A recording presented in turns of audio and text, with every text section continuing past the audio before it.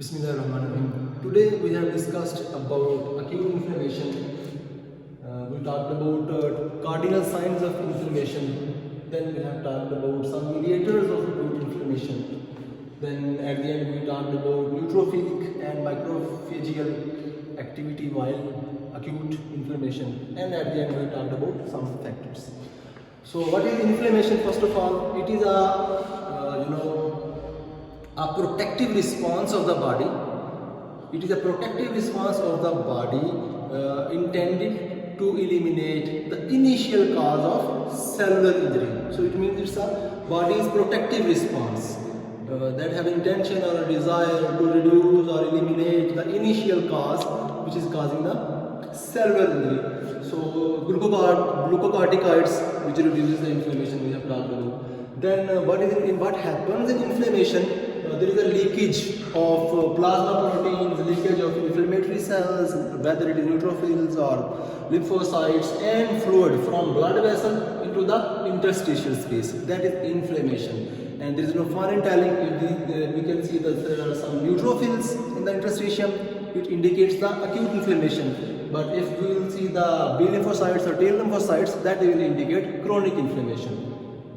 And in inflammation, like suppose in this inflammatory protective response, if there is any problem, that will lead to recurrent infections. If the Klebsiella is there, a culprit disease will be chronic granulomatous disease due to some phagocytic activity problem. And if there is aspergillosis, that will indicate celiac disease, in which we give the gluten-free diet to the patient, because our immune system attack after the ingestion of gluten to our own body cells. And we'll talk about Chiari-Higashi syndrome later on. And if we talk about some cardinal signs of inflammation, first of all, rubor, dollar, color, tumor, functional assay. First of all, we talk about rubor, that is redness due to vasodilation, increased blood flow in the and then relaxation of arterial smooth muscles. The main players who causes this rubor or redness at the site of inflammation, there are prostaglandin, histamines, and bradykinin. And if we talk about color, that is heat, these are the same culprits: prostaglandin, histamine, and bradykinin. Both these things, redness and heat, due to increased vasodilation, increased blood flow, and relaxation of the arterial smooth muscles. Then we have tumor or swelling, in which exudate formation due to this, tissue damage or due to histamine activity from the blood vessel, fluid will leak into the interstitium, that is called exudate. And we will talk about difference between exudate and transudate in some classes in the future, inshallah. So tumor or swelling, third cardinal sign of inflammation. Then we have dolor or pain. Main culprits are prostaglandins and bradykinins. What they do, they sensitize the sensory nerve endings. Then at the end we have functional dysphagia or loss of function. And fever, some books it is written that fever is also a sign of inflammation. Why it happens? The lipopolysaccharides of the microbes, it will stimulate the macrophages, and macrophages will release some substances called interleukin-1 and TNF, tumor necrosis factor. These two things will increase the cyclooxygenase pathway, which in turn, after the COX-1 or COX-2, or you can say more specifically COX-2, cyclooxygenase 2 pathway will lead to the prostaglandin E2 production, and prostaglandin E2 will affect at the perivascular area of the hypothalamus, and it will increase the set point of temperature that will end up with fever of the patient. So that was about cardinal signs of inflammation. You can see the increased endothelial cells due to the contraction of the pericytes. So you can say here we have pericytes. Due to the contraction of the pericyte, there is a gap in between the endothelial lining of the blood vessel that will permit the fluid and inflammatory cells leak from blood vessel into the interstitium, causing swelling. So if we talk about, now we'll talk about acute inflammation. It is have a rapid onset and act for a transient time from few minutes to few days. And if we talk about specifically acute inflammation, neutrophils are the main players. Then we have edema also. Edema we have talked about due to swelling. There is edema. If there is a localized tissues involved in edema, it is called local edema. If whole body or generalized edema, other name for generalized edema is anasarca.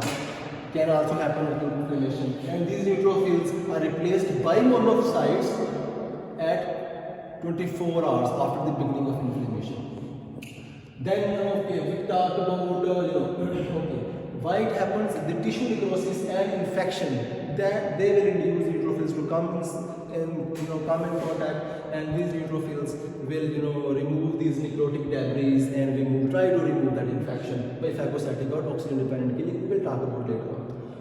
And immediate effect of after injury is vasoconstriction. Don't forget this thing. Immediate effect after injury is vasoconstriction. That is the neurogenic reflex. Then we will have vasodilation, increased vascular permeability, then pain and fever and all these things.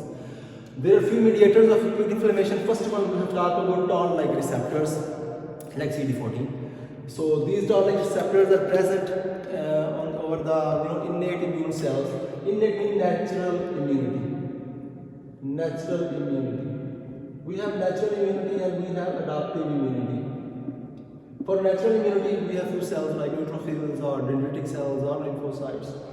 And yes, we have talked about that. Lymphocytes that are main player for chronic inflammation, and that are the only cells which don't have capability of phagocytosis. And here we have lymphocytes. And okay, if we talk about first of all, toll-like receptors, first mediator of acute inflammation, then we must have toll-like receptors over the innate immune cells like neutrophils, dendritic cells, and lymphocytes. And okay, we talked about lymphocytes are player of chronic inflammation and phagocytosis. And what will happen, neutrophils having a CD14 cells receptors called toll-like receptor attached to the lipopolysaccharides of gram-negative bacteria, that will eventually stimulate the nuclear transcription factor kappa B, that will mediate the immune system. The second pathway of second mediator of the acute inflammation, that is arachidonic acid pathway. We have talked about that the cells membrane made up of phospholipase A2, phospholipase A2 will convert into arachidonic acid, and arachidonic acid will follow two pathways. First of all, first pathway is having cycle or cyclooxygenase pathway. Another pathway having Lamborghini or lipoxygenase pathway. We made this cycle to remember the cyclooxygenase, and this Lamborghini for lipoxygenase pathway. So arachidonic acid following the cyclooxygenase pathway or COX pathway have two sub pathways, COX1 and COX2. Under the influence of COX1, arachidonic acid converts into prostaglandin D2, I2 and thromboxane A2. D2, prostaglandin D2 and I2 increase the vasodilation and increase vascular permeability, and thromboxane A2 will lead to the platelet function. And COX2 pathway, following the COX2 pathway, arachidonic acid converted to prostaglandin E2, and prostaglandin E2 is the basic and player of fever and pain. And then if that arachidonic acid follow the Lamborghini or lipoxygenase, 5-lipoxygenase pathway, it will make leukotrienes. We have remembered this that because the Lamborghini has 4 wheels, it has leukotriene B4, leukotriene C4, D4 and E4, and cycle have mostly 2 tires. That's why it has E2, D2 and I2 and A2. Just for remembrance purpose. So following the 5-lipoxygenase pathway, leukotriene forms, and leukotriene B4, that is the chemotactic agent, it attracts and activates the neutrophils. Then leukotriene C4, D4 and E4, their function is increased vasodilation, again increased vascular permeability and bronchospasm. And here we have talked about some clinical or applied things like there are some drugs which blocks this COX pathway irrespective of COX1 or COX2. But there are some drugs which selectively inhibit COX1 or selectively inhibit COX2. We will talk about this in later on in other classes. And leukotriene, they use some drugs like anti-allergic drugs that will inhibit this pathway. If someone is having fever or pain, we will give COX2 selective inhibitor, or it depends on patient and doctor approach. Okay, now we will talk about, after this arachidonic acid pathway, third pathway, mast cells, which are present in our connective tissue. The activation of the mast cell happens in 3 ways. First of all, there is the tissue trauma or complements like C3A, C5A, or cross-linking of antigen immunoglobulin E with the antigens, microbes. That will at the end will stimulate release of histamine, and there is no fun in telling. Histamine will increase the vascular permeability and increase the vasodilation. Then fourth one, we have complement system. There are three ways of complement: classical pathway, alternative pathway, and mannose binding lactose pathway. By classical pathway, C1, complement number C1, it binds with the IgG and IgM of the microbe. In alternative pathway, microbial product itself will stimulate the activate the complement system and will mediate the inflammation. And mannose binding pathway, mannose binding lactase will bind with the mannose present on the microbe, and at the end of classical alternate mannose binding lactose pathway will stimulate the C3 convertase, and C3 convertase will convert a C3A into C3B, and C3B will convert stimulate the C5 convertase. C5 convertase will convert CA to C5A, C5B, and C5B will complexes with the C6, C7, C8, C9, and that will make membrane attack complex that will make a hole in this microbial agent, and through this hole there is a lysis of the microbe. So that is a pathway following the complement and the fourth mediator of inflammation. And then we have Hagman factor, factor 12, fifth mediator of inflammation. There are two things like tissue collagen and subendothelial tissue that stimulate the Hagman factor, and at the response of this activation of the Hagman factor, that will make stimulate the complement system and kinin system and coagulation and fibrinolytic system. And following the kinin system, that converts the high molecular weight kinin into bradykinin, and bradykinin will make increased vasodilation and permeability plus pain, or you can say bradykinin. The action of bradykinin is histamine plus pain. As we know, histamine what it does, histamine increases the vascular permeability and increases the vasodilation, and if there is increase in the vascular permeability, vasodilation plus pain, that is action of bradykinin. So now we will talk about a few factors like factor 1, 2, 3, 4, 5. There is no 6 factor over here. 7, 8, 9, 10, 11, 12, 13. There is a mnemonic. Foolish people try climbing long slopes after Christmas. Some people have fallen, and following the first alphabet of these mnemonic will make fibrinogen, prothrombin, tissue factor, calcium, the bile factor, stable factor, anti-hemophily factor A, anti-hemophily factor B, or Christmas factor, Stewart power factor, plasma thromboplastin, Hagman factor, or fibrin stabilizing factor. So after the mediators of the acute inflammation, we will talk about the activity of neutrophils and macrophages. First of all, what the neutrophils do. As we have talked, first step is margination. If neutrophil is going on in the blood vessel, first of all it will be marginalized to the blood vessel. It will go like this, as I have explained. Margination. Then after the margination, it has rolling. Then after rolling, adhesion. After adhesion, diapedesis or transmigration under the influence of chemotaxis.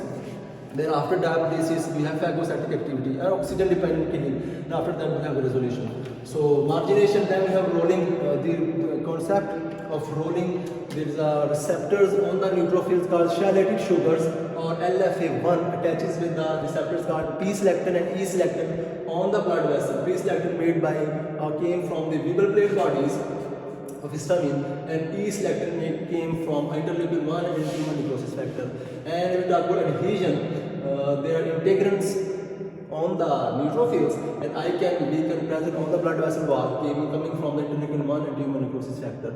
And after adhesion, we have transmigration and diapedesis under the influence of chemotaxis. What is chemotaxis? Unidirectional movement of the molecule toward the site of inflammation. There are some chemotactic factors like interleukin B4, C5A, interleukin 8, or microbial product itself. So that will give the eyes to the neutrophils, so they have a clear pathway where they will go unidirectional. And after this step, this is the transmigration. We have phagocytosis helping with the opsonins like C3b and IgG. It's just like a ketchup for while eating the pizza. Then phagosome, lysosome, all these activities done by the neutrophil to destroy or phagocytose the microbe. If there is a problem in the phagocytosis or NADPH, that causes the chronic granulomatous disease.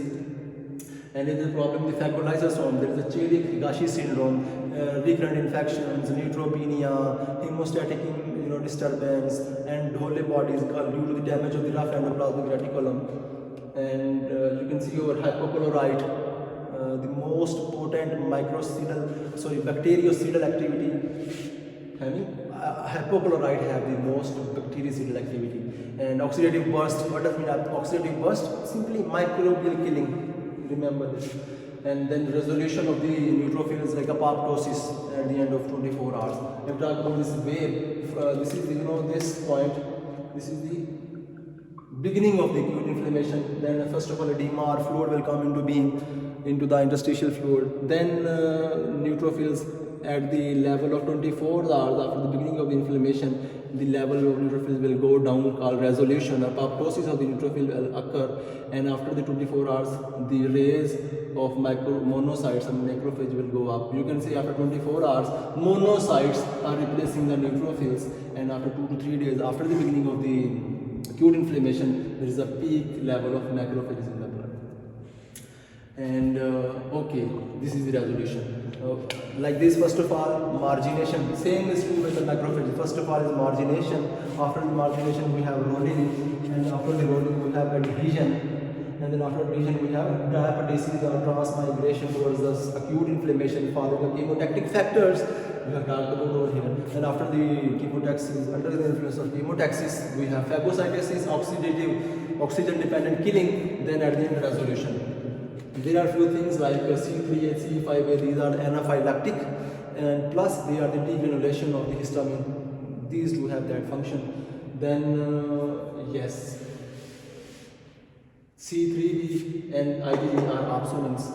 Then when we talk about macrophages, they have the same system like margination, then rolling, then adhesion, then diapedesis and phagocytosis, but they have difference like in resolution and healing. Resolution and healing is done by anti-inflammatory cytokines interleukin 10 and tissue growth factor beta released by macrophages.